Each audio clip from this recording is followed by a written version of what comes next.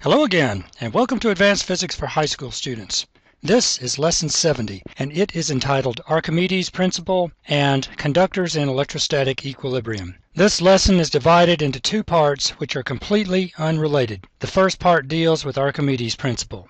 A straightforward statement of Archimedes' Principle is this. If an object is immersed in a fluid, the object is buoyed up by a force equal to the weight of the fluid displaced by the object. If you want to write an equation for this, what you would say is that there is an upward force F buoy which is equal to Fw of the displaced fluid. You're probably familiar with the story of the Golden Crown, how King Hero II of Syracuse had supplied a goldsmith with a quantity of the precious metal to fashion a crown, suspecting afterward that the goldsmith had kept back some of the gold for himself. The king asked Archimedes to determine, without damaging the crown, whether the goldsmith had cheated him, and Archimedes, while bathing, hit upon a solution when he noticed the water rising in the tub as he immersed himself in it, immediately jumping out of the tub and running down the street shouting "Eureka!" which is Greek for "I have found it." Putting the crown to the test, it was discovered that, in fact, the goldsmith had used less gold than the king had given him. The test involved an application of Archimedes' principle. Submarines make use of Archimedes' principle when diving and surfacing. Drawing water into ballast tanks to increase the effective density of the vessel to dive. Forcing water ballast out of the tanks to surface. What explains this buoyant force when objects are immersed? Your authors give a good explanation how that when an extended object is immersed in a fluid, the upward force of the fluid pressure on the lower or deeper part of the object is greater than the downward pressure on the upper, less deep part. The overall upward force is a result of the difference between the greater force exerted on the bottom part of the object and the lesser force exerted on the top of the object. How much force is it? Well, it's equal in magnitude to the weight of however much fluid is displaced. The weight of the displaced fluid depends on the volume of the fluid that's displaced, and this depends on the volume of the immersed object and on what fraction of the object is immersed. Is it completely immersed? Then the volume of the displaced fluid is going to be the entire volume of the object. Is the object floating, only partially immersed? If so, then the volume of the displaced fluid is going to be only the fraction of the volume that the object has below the surface. In either case, the buoyant force is equal to the weight of the displaced fluid. The weight of the fluid that's displaced is going to be equal to the mass of the fluid times g. If the volume of this object that's completely immersed is V, then if there's been a volume V displaced, then I can write the mass of the fluid is equal to the density of the fluid times the volume. So I can write the weight of the displaced fluid is rho times V times G, where rho is the density of the fluid. But that's equal to the buoyant force. So I can write that the buoyant force is rho of the fluid times V, the amount that's been displaced, times G. And that's your equation for the buoyant force. It's always going to be upward, exerted on the bottom of the object, pushing the object upward. Let's take a look at a couple of examples. Number 1. A hollow sphere whose mass is 250 kilograms has a radius of 1 meter. It is submerged in salt water at a depth of 10 meters by a cable as shown. What is the tension in the cable? The density of salt water is 1030 kilograms per cubic meter. Looks like that we have an object which is being tied to the bottom of the river or some other body of water. It is being completely immersed. They tell me that the radius of this object is r. The object is trying to make its way to the surface, but the cable is keeping it from making its way up. So there are some forces that are acting on this object. Let's examine what those forces are in a free body diagram. I have the weight of the object. The earth pulls this object downward. I have the buoyant force that's acting on this object. The water is trying to push the object upward. And I have the cable. The cable is holding the object downward. Now this object is not accelerating, and so what that means is that the upward force due to the water trying to push this object to the surface, the buoyant force, has got to be equal numerically to the weight of the object plus the cable force, that tension in the cable. So I can write Newton's second law that says that F buoy is equal to Fw plus F cable. Now we're looking for F cable, so solve that for F cable. Now, what's the source of the buoyant force? It's the water that's been displaced. And I know that the buoyant force is going to be equal to the density of the water times the volume of the water that's been displaced times g, 10 meters per second squared. How much fluid has been displaced? Well, it's going to be the volume of that sphere. And the formula for the volume of the sphere is 4/3 pi times r cubed. And they told me what the radius was, so I can figure out what the buoyant force is. I get that the buoyant force is just shy of 43,145 newtons. Well, what about the weight? The weight is going to be m times g. Now, this is the weight of the sphere itself, and it has a mass of 250 kilograms, so I can figure out what the weight is. Now I have a couple of numbers, so I want to feed them into my equation to figure out what the force, the tension, is in the cable. The cable tension is going to be the buoyant force, 43,145 newtons, minus the weight force, 2,500 newtons. I find that the tension in the cable is just shy of 41,000 newtons. Let's take a look at another example. The rectangular block shown is placed in water, and 2 centimeters of the block remains above the water. What is the density of the block?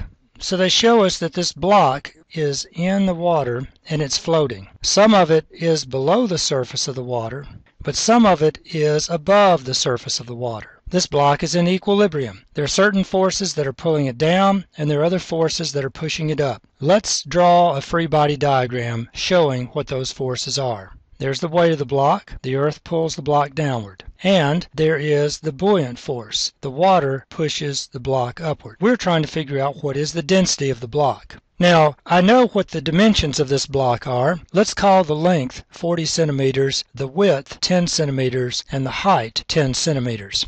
There's a certain amount of the block that's actually beneath the water.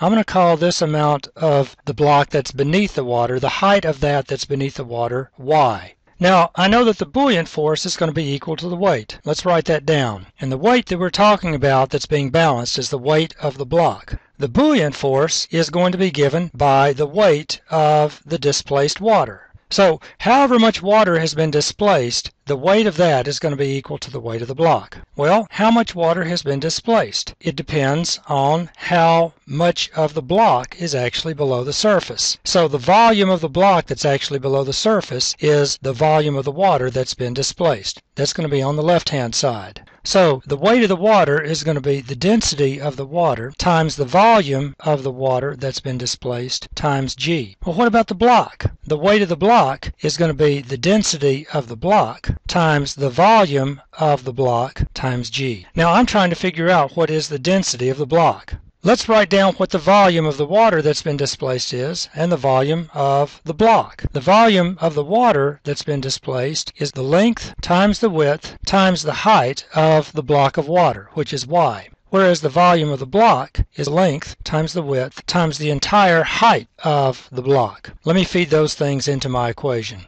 Now there's a whole bunch of stuff that's going to cancel. The length appears on both sides. The width appears on both sides. And g appears on both sides. So what I'm end up with is the density of the water times the part of the block, the height of the block that's underwater is going to be the density of the block times the entire height of the block. And now I can solve that equation for the density of the block. Now, what's the density of water? If you don't know that number, then you need to make it one of your good friends. The density of water is 1 gram per cubic centimeter, or you could say 1,000 kilograms per cubic meter. It doesn't matter here. My dimensions are going to cancel. I'm going to keep it in grams per cubic centimeter.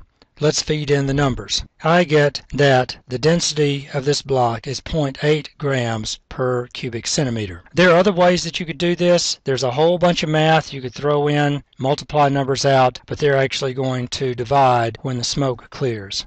The second section in this lesson takes a bit of consideration. It deals with what happens when a conductor is placed in a static electric field or is electrostatically charged, this consideration requiring some abstract modeling and thinking. Since we're working with conductors, and since electrons are free to roam around the volume of a conductor, several important consequences result. Here are several important facts about charged conductors in equilibrium, and I'm going to add the word electrostatic equilibrium. Important fact number 1. The electric field everywhere inside the conductor is equal to 0. This is because if the field were not 0, then the free electrons would move around in response to the field, and the conductor wouldn't be in equilibrium. Important fact number 2. The excess charge on an isolated conductor is positioned entirely on the surface of the conductor. Usually the charges are trying to get as far apart as possible, and as far apart as possible is usually on the outer surface of the conductor. If those charges were piled up somewhere in the interior, those free charges would set up electric fields inside the conductor, pushing the other free charges around. But the electric field inside the conductor is zero. That's what we said in number 1. So that must mean that all the charges are on the surface. Number 3. The electric field immediately outside a charged conductor is everywhere perpendicular or normal to the conductor's surface. Any tangential component of the electric field would push electrons around, and the conductor wouldn't be static anymore. Number 4. On an irregularly shaped object, the excess charges pile up where the radius of curvature of the surface is at a minimum. This effectively means that you find charges at the sharp points or corners of the conductor. This diagram here illustrates the point. Note that the charge density is greater where the radius of curvature is less. So I get dense charge down here where the conductor has a small radius, and less dense charge concentration up here. And the charge density is something that's going to affect the electric field in the region just outside the conductor. If we go back to point number 3, what we would see is that on this conductor, the electric field is always going to be pointed perpendicular to the surface. Let me draw some field lines. What I hope you can see is that the E field is going to be very strong just outside the conductor around this corner, so to speak, where up here I have the E field just outside the conductor is weaker. It turns out that there's an important connection between electric field and electric potential. For those of you in calculus, the relationship can sometimes be written in this way. It's a derivative. E is equal to minus dV dr, but you don't have to know that for the AP exam. Again, your author summarized the consequences of this relationship, and I'll write that summary down along with some observations. All the points on the surface of the charged conductor are at the same potential. The electric field inside the conductor is zero, but the electric potential may not be zero. Whatever it is, it's going to be the same throughout the conductor as it is at the surface of the conductor. Another consequence of this statement is that the surface of this conductor is going to be an equipotential surface, and we learned about equipotential surfaces in lesson 69. Next, no work is required to move a charge along the surface of a conductor, or if their charge is inside the conductor, there's no work required to shift the charge around on the inside. This is basically a corollary of the previous point. If the surface of a conductor is an equipotential surface, then that means that there's no change in potential if the charge shifts position along the conductor.